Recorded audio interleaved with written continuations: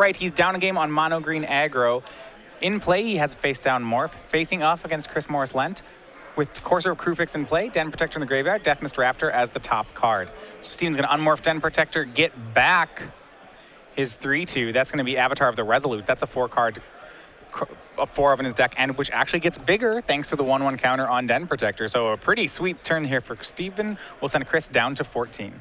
But now you can see Chris with Death Mist Raptor, and that's going to be a problematic card for Steven to play in the long term, because there's just so much blocking and so much ability for him to recur it. All right, top card is Sidisi, but Chris will go ahead and try to just jam up the ground. This is Sidisi Brood Tyrant. Mills 3 cards. None of them are creatures, though, so no zombie to accompany the 3/3 just yet. New top card is Opulent Palace, and he will pass back. 14 is a safe life total for the time being, but we've seen some explosive starts out of Girdner's deck. We have seen some kills out of nowhere. I believe it was from 12 once attacking with just a 5/5, backed up by Ranger's Guile and Become Immense. Surak certainly is capable of some very explosive turns as well. We go to Girdner, a hand full of cards. He's got a Nykthos, Boon Satyr, and a copy of Back to Nature, so a lot of good things going on. The problem is, what's his answer to Sidisi here? You almost feel like he has to leave a blocker back that's capable of eating it, because if Chris is able to attack liberally and generate a bunch of tokens, it's so hard for Steven to manage that race. Well, he does have some players. So he has Boon Satyr with Den Protector. And while Chris's deck has a lot of creatures, it's very light on removal. There are options here where he can just Boon Satyr or Den Protector and just, that's a 2-turn clock on Chris if he doesn't have a kill spell right there. Yeah. He's going to swing. It looks like Steven's on the plan to try to trade up this turn if he can, and I think this is partially motivated by wanting to get Sidisi off the table if he can. Yeah, well, both of these creatures are such great targets for Boon Satyr. Boon Satyr on Den Protector, that's a home run. It can't be blocked. Putting it on this trample creature, I'm pretty fine there, too. Yep. And Chris might end up losing his board here inside of combat and not really making any inroads on Stevens. I mean, if you're Chris, I would assume that something bad's going to happen when you block. This green deck is just full of pump. Yeah, Ranger's Guile, Become Immense, Gather Courage, Boon Satyr. There's just a lot of pump spells here. 4 aspect of Hydra. Yeah. There's a lot going on. How does Chris want to block it? He would love to keep Sidisi around, but he may just not be able to afford to do that. You see, tanking on this one. Chris knows that almost every road is going to lead to a bad scenario. Yeah, you see just kind of flick of the wrist there. Okay, so DC's in front of Den Protector. Do your worst. And we'll see what Girdner wants to do. Here's Boon Satyr. And you know, I imagine you still want it on Den Protector. Yeah, he'll save Den Protector, kill Sidisi, deal 4. It puts Chris down to 10. And it makes a really terrifying attacker next turn. Remember, creatures with power less than Den Protectors can't block it. And that Den Protector has 7 power right now. And even if Chris is able to find a removal spell next turn, well, there's still a Boon Satyr left over. And I believe Steven may have Reclamation Sage in hand to prevent the Corsair from blocking next turn as well. Yeah, some negative synergy. Steven has a copy of Back to Nature in his hand, which, okay, he did just play a Boon Satyr. So there's give and take. But on Chris's side, it's another copy of Sidisi. Flips 3 cards. This one mills a creature. He'll get a zombie, but there's no blocking that Boon Satyr. And with Chris tapped out, he is dead to a pump spell. Unless he has Murder's Cut. You see Swamp. And that's a bit of a giveaway there because Chris elected not to play the Opulent Palace off the top of his deck that he could have via Corsair, and instead is playing a Swamp. So if Steven's on the ball here, he knows that that's got to mean Murderous Cut. You do see Murderous Cut in Chris's hand. And to be fair, you know, Chris just not going to want to mess around with stuff. He knows Ranger's Guile exists. That's a card. He's just going to go ahead and cut down the Den Protector while he can. He's also signaled so loud by not playing the Opulent Palace off the top of his deck that Steven's going to play around Murderous Cut to the best of his abilities. And at that point, you're better off just casting it now. So he'll cut down the Den Protector and now pass the turn. He's done a good job of gumming up things again.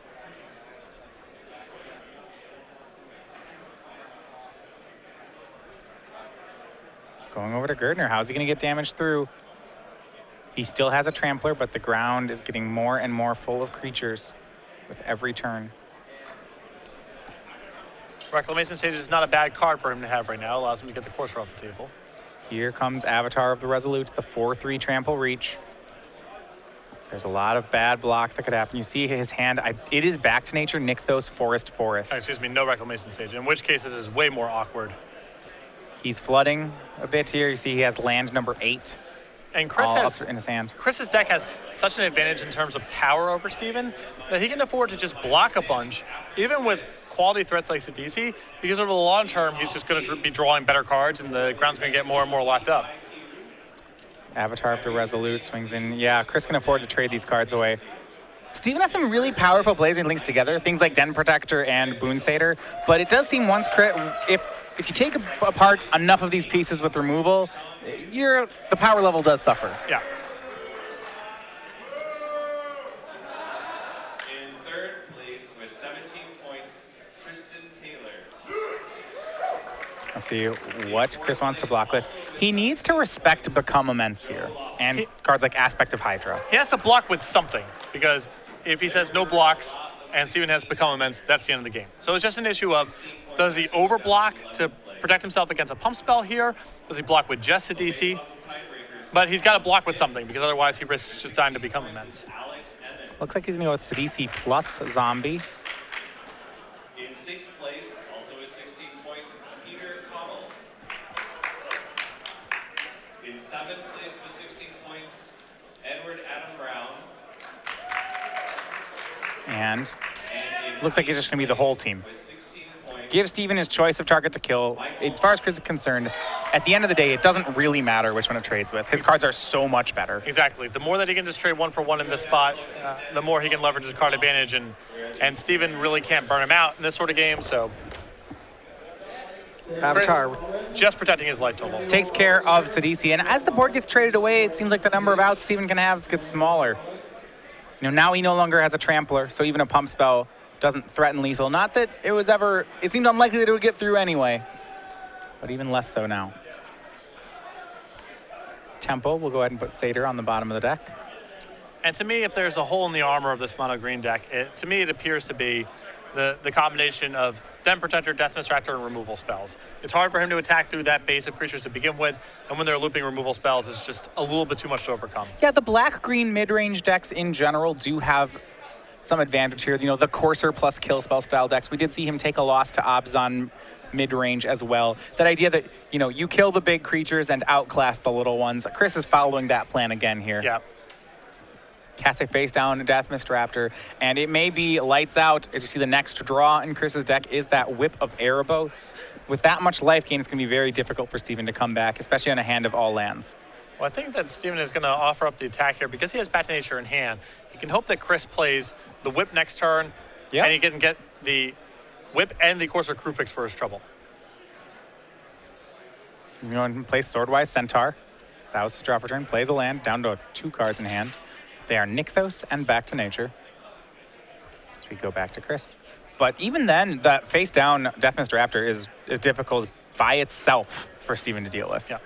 It's a huge problem in the short and long term. So here is Opulent Palace for Chris. Goes up to 12 thanks to Courser.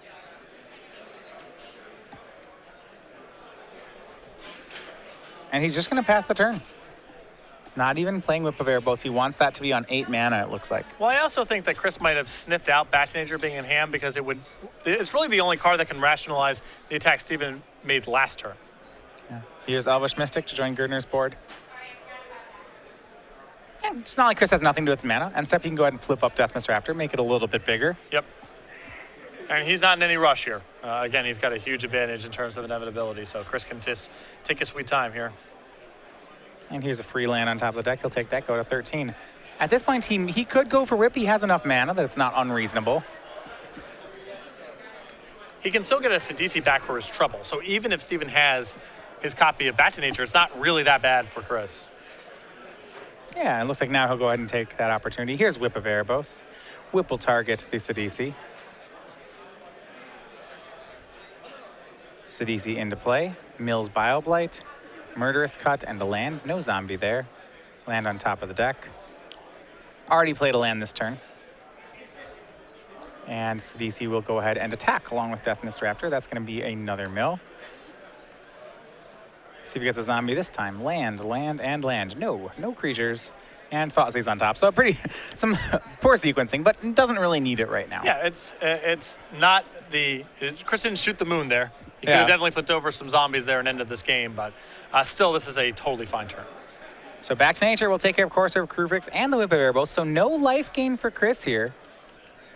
Does give Steven a shot. He's taking a lot of damage. He's going to go to 12, but he's going to get an attack in this turn. He has a lot of cards in the graveyard. With the Become Immense, he can put a lot of pressure onto Chris. And that next draw of Thoughtseize, not a particularly great one for Chris Morris-Lent. Well, it's not bad when it's paired with the Thoughtseize, because if he's worried about, Steven being able to set up some sort of turn with Ranger's Guile or Big Pump Spell, at least he'll get to know what he's working against. All right, here's a swing. The Caryatid jumps in front of Elvish Mystic. Sword by Center puts Morris-Lent down to 10. Draw for Girdner is another fetch land, so did not hit the pump spell he needs. But yeah, because of that no zombie sequence for Chris, I think this went well for him, for Steven. It gave him an opening.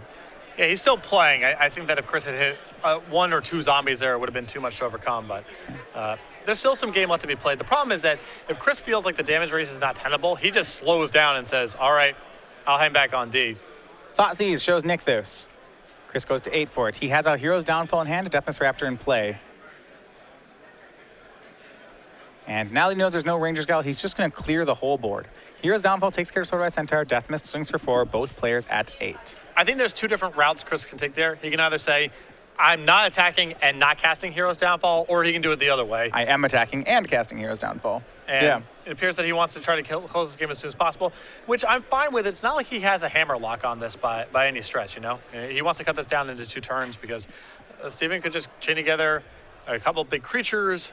If Steven draws maybe a big pump spell, 1 Deathmist Raptor or 1 Den Protector, he is right back in this. Absolutely. So I can appreciate Chris trying to get this game over with because there are some risky draws from his perspective in Steven's deck right now. And there aren't that many lands left in Steven's deck. He has a lot of them in play. So most of his draws should be a creature of some sort. He's going to draw a fetch land. All right. Well, he does have a couple more turns to work with.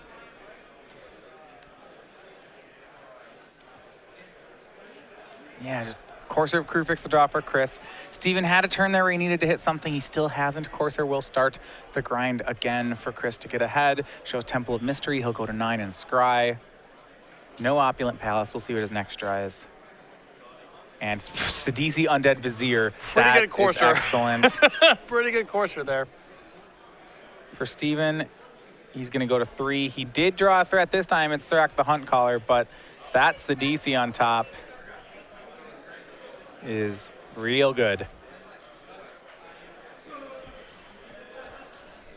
And Chris has the option here of getting a removal spell for Surak, maybe getting a whip.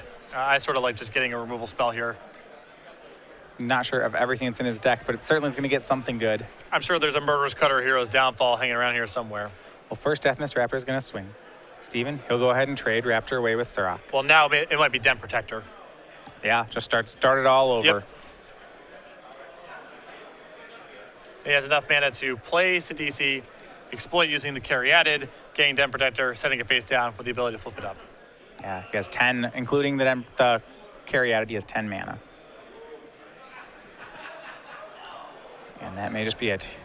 He has to be careful to make sure he uses the Caryatid mana to cast Sidisi, because he's going to sacrifice the Caryatid. He'll do just that. I believe he overpaid there. Yeah, I think that, it looks like there's 5 lands tapped plus the Caryatid. Yeah. In any case. Maybe he just didn't use the Caryatid's mana. We'll see.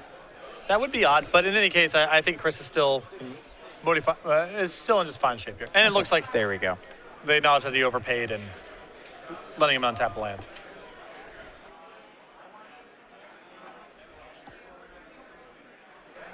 And another Sidisi waiting on top.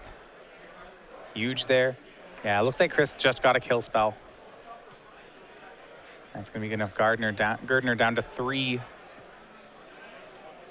And his draw was Forest.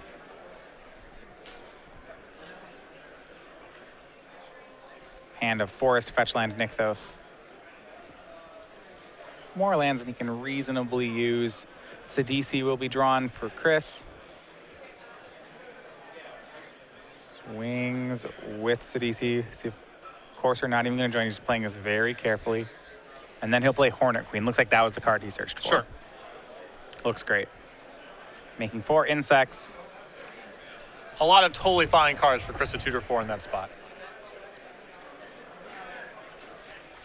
And we'll go back to Girdner. Last draw, that's not going to help, is another land. So Chris Morris Lent 2-0. He is your victor over Steven Girdner. Moves on to the semifinals. Some flood there from Steven, obviously, but I still think that the decks that are able to block, put together some removal spells, and play with Den Protector and Death Misraptor, they're going to be challenging matches for him. And no surprise to see this be one of the matchups that trips him up. Yeah, these two players running at the top of the standings nearly all tournaments long. Steven Girdner was 9-0 day one. What an impressive run with mono green aggro, really taking a deck out of left field and top 8ing with it. Congratulations to him, and hoping to see more of that really at the Columbus Invitational.